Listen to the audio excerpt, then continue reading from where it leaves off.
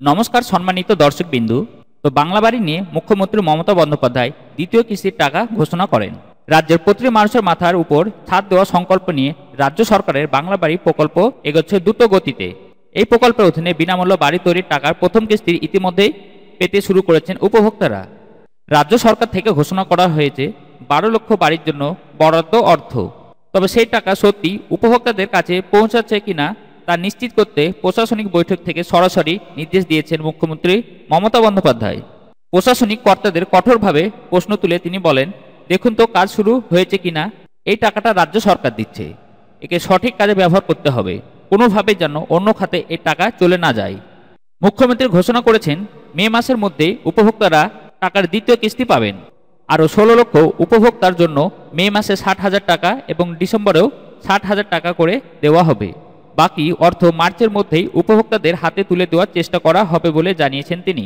পঞ্চায়েত জনস্বাস্থ্য কারিগর, পিএইচই, জনস্বাস্থ্য, পিডব্লিউডি, সেচ বিভাগে এবং অন্যান্য কাজগুলো রাজ্য 100 দিনের কাজে শ্রমিকদের দিয়ে করানোর নির্দেশ দিয়েছেন মুখ্যমন্ত্রী মমতা বন্দ্যোপাধ্যায়। আমাদের 100 দিনে শ্রমিকদের কাজ দিতে হবে। জলস্বপ্ন প্রকল্প ডিসেম্বরে 2025 এর মধ্যে শেষ করতে হবে।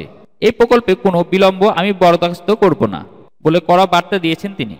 বাংলাবাড়ি প্রকল্পে টাকা বন্টনে কোনো রকম আইনত বরদাস্ত করা হবে না।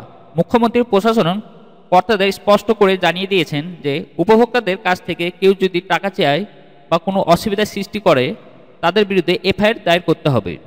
তিনি আরও বলেন, প্রকল্পে কোনো গাফিলতি চলবে না, জিরো টলারেন্স নীতি নেওয়া হবে।